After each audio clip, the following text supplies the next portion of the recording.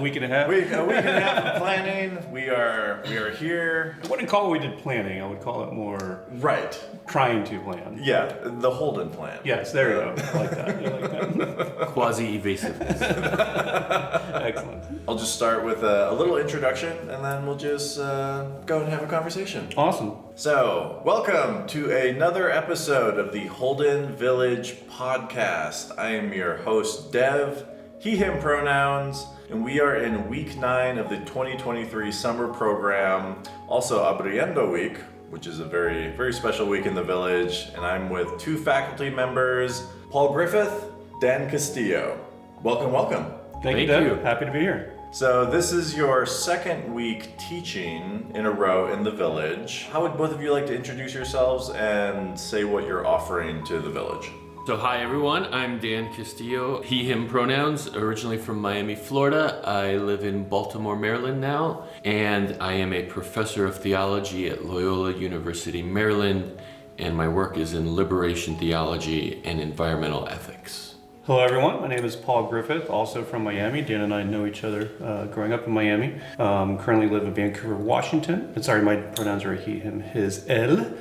I am a theology teacher at Jesuit Portland High School. I also just want to paint a picture for all of you listeners that we are in the art gallery room. We are surrounded by watercolors. Also, Dan has found this, what animal is that? I think it's a wolf. A wolf headdress, and he is now sporting that and looking very suave, if I may say so myself. That is an accurate painting of the picture. I would say this is also kind of not my normal mode of acting, but it was lying around. Totally. We all have to push my our head was boundaries. a little chill. Exactly. This is not your first rodeo at Holden. How would you like to describe how your experiences have been like as you keep coming back? And perhaps why? Why do you keep coming back to Holden Village? So why I keep coming back? I mean, it's a beautiful place, and my family loves it. They love being here.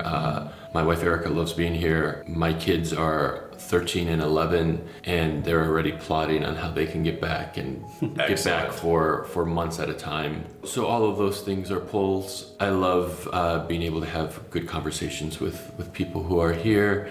So another facet to the answer is, as a theologian, I do academic theology. I'm also committed to theology in service of the life of communities of faith, right? In service of the life of the church. So being able to be here with people of faith who are struggling and wrestling with questions that are central to their communities, wherever they're coming from, it's an opportunity for me to be of service to those persons and to those communities. And so that's a great gift. Yeah, and I would echo a lot of what Dan was saying, pretty much to a T. And also my wife and kids love it as well. Holden is a treasure. Holden is quite a miraculous gift to all who come here.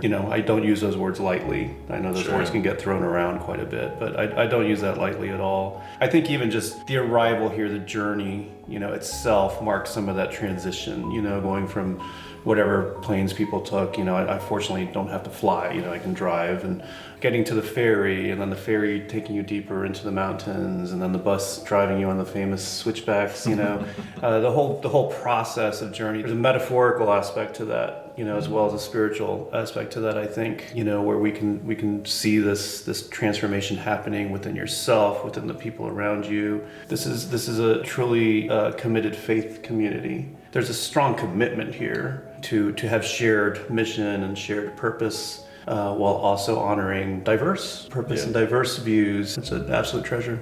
I'm curious, a slightly deeper question for both of your faith journeys. Is there like a core memory of where you felt like that faith was entrenched or solidified?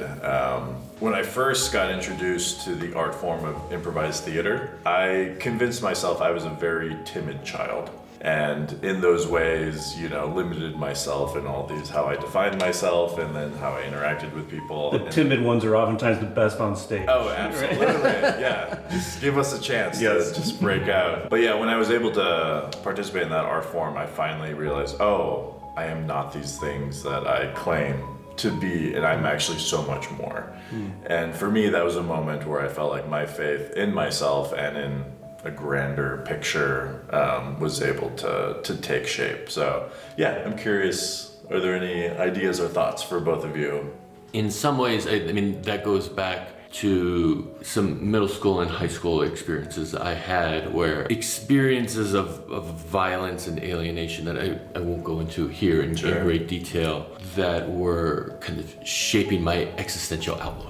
Let's say experiences of kind of the love of God mediated through kind of an experience of who Jesus was and what Jesus reveals about what God desires for the world, right? Kind of reoriented and reset the way I understood the world, the way I understood myself, the way I understood others, and what God desires for others, right? Those were foundational experiences, and from there, especially in college, like that understanding of love was then kind of shaped by Catholic peace and justice movements and kind of wrestling with questions of nonviolence and social justice and the shape that the world has taken kind of on structural levels and systemic levels. So that's kind of where the journey took me, to kind of wrestling with what love looks like in the concrete historical realities we live in. I love Father Richard Rohr, who famously talks about this process of construction, deconstruction, reconstruction, right? So you got to do the work of moving towards that reconstruction.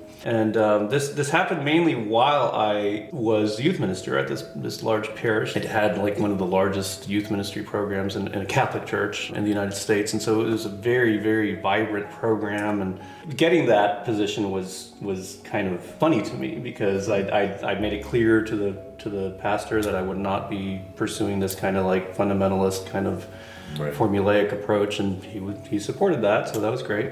But I started going to grad school in the summers at Notre Dame, and that was highly transformative for me as well. And so just delving more and finding this rich tradition in theology and Catholic social teaching while being consistent with the sciences. Absolutely. So, and this continues, it's a journey. The journey's the thing. So It seems that both of you merge science with your faith quite well. In my work in environmental ethics, you have to be conversant with the environmental sciences. My interests lie more in political ecology. So there's some social sciences in there. Social sciences and how those relate to the environmental sciences. So like how humans use their agency to shape the oikos of the earth, and how they're limited by the kind of agencies of other kind of ecosystems and creatures and forces that are at work in the world, and the kind of complex recursive relationship. For those who don't speak Greek, oikos means household. Sometimes I'm referred to as Dan's translator, just so people know. I often use oikos, and I'll explain this to my students at greater length. In shorthand, instead of house or common home, right, household of the earth, household of the world, economics and ecology, the terms are derived from oikos, the eco, that you can't actually separate both. They both contribute in always interrelated ways to the structuring of the world in which we live. Because that's where you get into questions of of discipleship. Like, what does it mean to follow Christ in this kind of world in flux, where there may be what theologians would call natural evil at work, but also sinfulness, right, on the part of humans. And then what does grace look like? What does it look like when humans cooperate with the Holy Spirit in that concrete context? Absolutely. I deeply love science. Love it, love it, love it, love it. There's a great phrase, I think it was Brene Brown, who said, "Science is my spiritual advisor." And I love that, but there's some issue I take with it. And one of the things I like to really drive home in the classroom is the importance to let science inform our faith, but we also need to let faith inform our science. And science isn't designed to explore the things faith is. And we make just as big a mistake when we reject faith for science as we do if we reject science for faith. They need to go hand in hand. With your previous question, one thing I forgot to mention is I'm an avid musician. I love playing guitar and singing, and much like you with stage work, I find it incredibly life-giving and emotive and expressive, whether the whole range of human emotion, right? So whether pain or joy or anything in between. And science will never capture that. Science can't capture that. I mean, yes, they can say, oh, section whatever, your prefrontal lobe is activated in a way where your whatever and your hippocampus does. Sure, you can analyze all that, but that doesn't capture the human experience of that, right? nor should it. It's not designed to, right? So again, it's this hand in hand with it. So I guess this is my way of saying, while we honor science and love it and are informed by it, our main push is what is our call as people of faith in response to this planetary crisis, for example. Ecology tells us about relationships and interrelatedness and kind of mutuality and symbiotic relationships. It's like, well, yeah, but we're related primarily because things want to eat each other, right? And so there's like also predation and scarcity and like mindless waste, and you can point to science and create the most violent kind of social systems imaginable. What I've found is people who want to move away from organized religion, or particularly of Christianity, right? They tend to say, well, the earth will be my guide, but it's a really romanticized understanding of the order of creation that can like open itself up right away to kind of Nietzscheanism.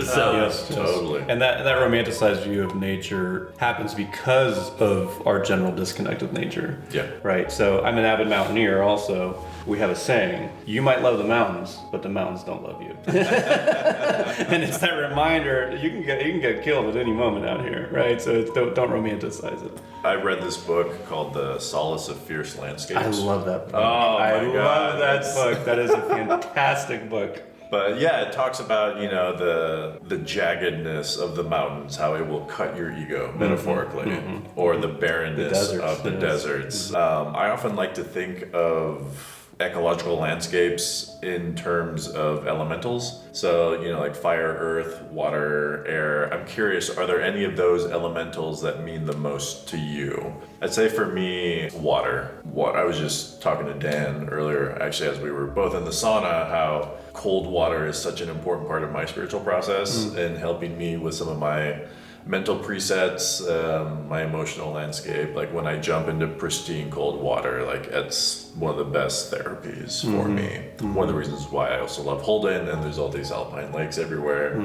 So water is particularly important to me. I would echo that, but mostly in the form of snow and ice. Okay. So again, as a Gotcha. climber, I climb alpine mountains, so Mount Rainier, Mount Baker, Mount Shuckson, things like this. That water and rock kind of combination captures me in a way that nothing else does. I've heard people say things like the mountains are their church, that kind of thing.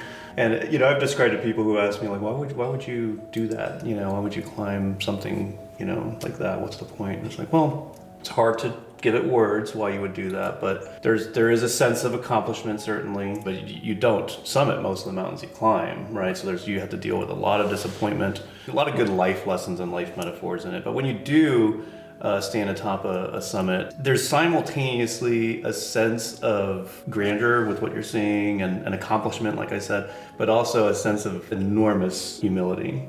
You are a speck of nothing in this Korean landscape, and nobody would know anything that happens to you at this moment. Another interesting thing is, mountain peaks have been described as topographical points of convergence. Everything comes into this one spot, and everything leaves this one spot, and there's not a lot of places that feel like that. So there's a sense of connection that happens there. For me, mountain climbing is very deeply spiritual and keeps me connected in a way almost nothing else does with earth, with the element of creation. I find a deep spirituality in it.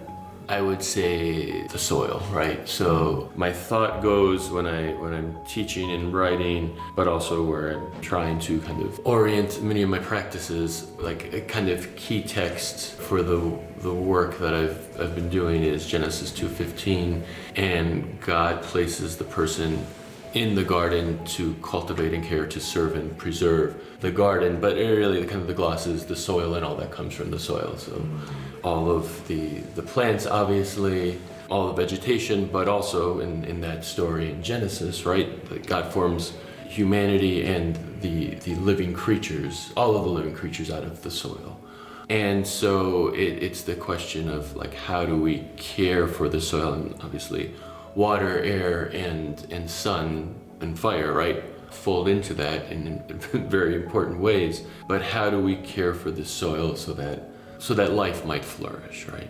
All life, there's ambiguities there, including that of my neighbor, including that of those who are dehumanized by the powers of the world. And so then, like tied to that is thinking about how has the soil and all that comes from the soil been abused and violated, kind of degraded in various ways, and how do we go about the work of repair in our concrete kind of historical settings today. What are your hopes for the work that you do? Hopes for the world? That's a great question. I mean, there is the obvious, hoping that we are able to create the political will, the social collective will, have the courage to truly look at the conditions that have created our planetary crisis and everything that goes with that. It's all part of the same, as Dan has said, Western extractive colonialism, right? Where it applies to people, it applies to the land, as he said, now everything that comes from the soil. It's definitely alarming. It's definitely deeply, deeply unsettling. But again, as I mentioned earlier, we're in so many ways we are separated from nature, and so it's something easy to think of as an abstract. It's a lot easier to see it when you're in the mountains and you're seeing wildfire smoke. It's a lot harder to see when you're in your air-conditioned house. What gives me hope, is that part of the question also? Sure. Yeah, so what gives me hope is I find more and more students care about it, want to do something about it, get engaged in doing something about it. I will say that even just maybe 10 years ago in the classroom, I had to spend most of the time when covering eco-theology, I had to spend most of my time just trying to convince students that there was a planetary crisis. Right. And I don't have to do that anymore. I don't have to spend any time really doing that. And that gives me hope. So at least it's known. But I'm not gonna lie, it's hard. There's a lot of feelings of despair with this, of course, right? But we certainly can do it.